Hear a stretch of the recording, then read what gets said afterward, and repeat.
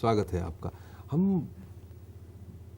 ने देखा कि किस तरह की प्रवृत्ति आपकी हुई और कैसे बिहार आपका आना हुआ, क्योंकि आईपीएस ऑफिसर आप बने और आपकी पोस्टिंग बिहार में हुई, पहली पोस्टिंग 1975 में।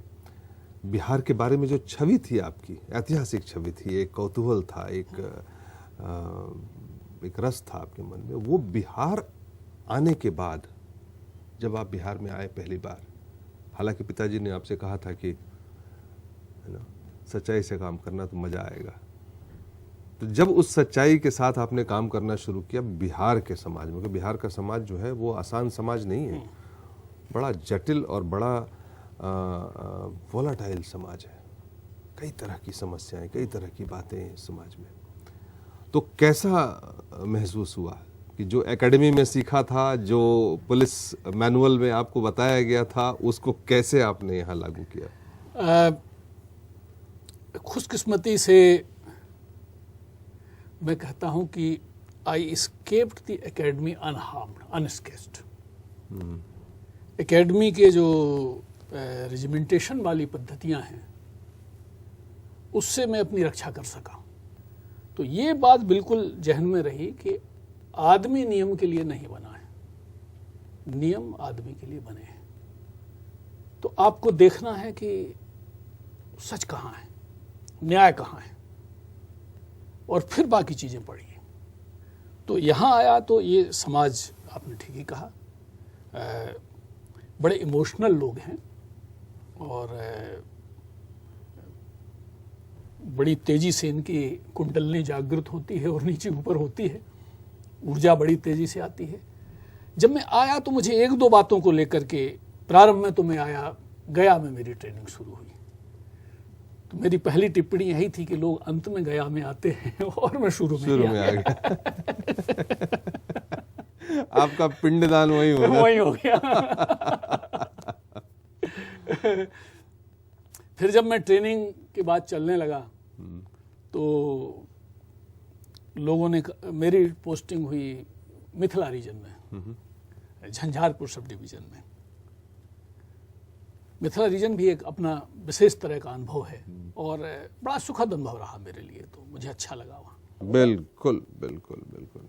मेरा खुद का अनुभव मैं आपको बता रहा था। मैंने एक गंगाजल फिल्म भी बनाई थी जिसमें कि एक ऑफिसर, आईपीएस ऑफिसर, मतलब कि कितने लेयर्स उसको डील करने पड़ते हैं, और वो तो खुद अपने एंथुजियाज्म, अपने आइडियलिज्म और अपने आदर्शों को लेकर के आता है, कुछ बदल देने की तमन्ना को लेकर के आता है, लेकिन उसको जो सिस्टम मिलता है, उसको जो लोग मिलते हैं, उसको जो अस्त्र शस्त्र मिलते हैं समाज को कंट्रोल करने के लिए, और जिस तरह के इंटरफेरेंस बाहुबलियों से या राजनेताओं से, जो लोग सीनियर अफसर से और अपने सीनियर अफसर से, जो they are worst kind of rogues, कि उनको संभालते संभालते और ये इक्वेशन बनाते बनाते उसका जिंदगी खत्म हो जाती है, कुछ कर नहीं पाता वो इस विषय पे। और उसी में मतलब एक रिबेल ऑफिसर अजय देवगन ने बड़ा अच्छा रोल प्ले किया था एक पुलिस ऑफिसर का, तो मुझे कुछ अंदाज है।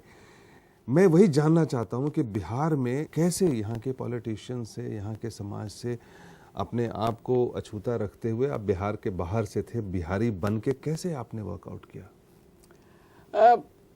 पहली चीज तो दिमाग में आई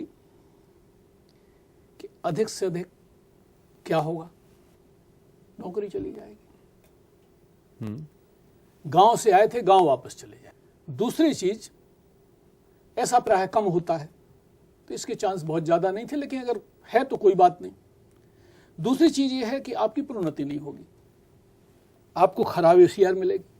तो वो हुआ, प्रोन्नतियां भी रुकी, सुपरसीड भी हुए, मतलब जितना ऐसे में होता है वो सब हुआ। वो सब हुआ।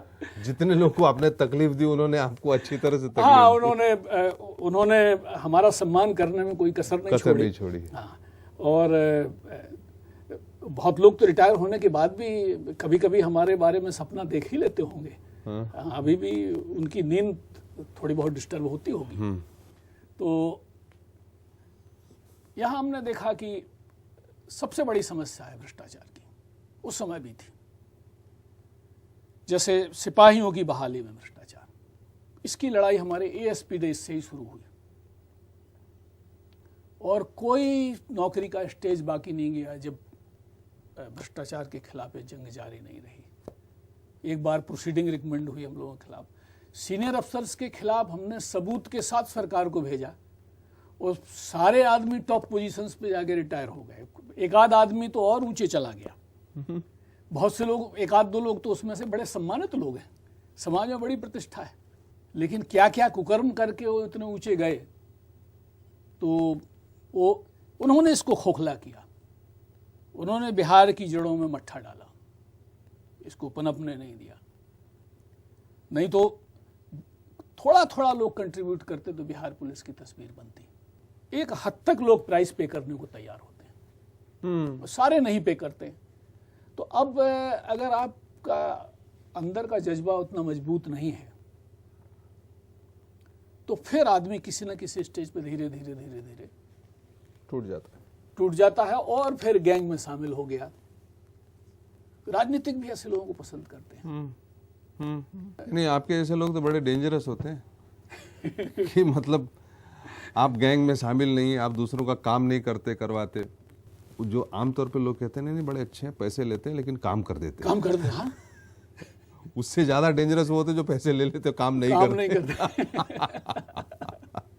आमतौर पर समाज में एक ऐसी धारणा ही बन गई कि पुलिस वाला तो कभी सच हो ही नहीं सकता, कि वो साहब है, अफसर है, वो तो चलता है उनके यहाँ सब कुछ।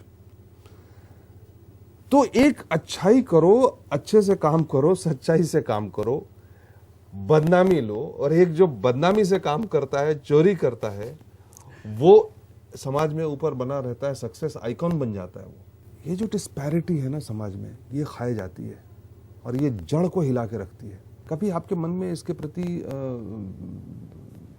फ्रस्ट्रेशन नहीं हुई? मुझे एक ही बात को लेकर थोड़ी फ्रस्ट्रेशन हुई, अभी भी होती है। मैं चला था जहाँ से यात्रा शुरू हुई थी, मुझे बहुत क्लियर नहीं था कि मैं कहाँ जाऊँगा।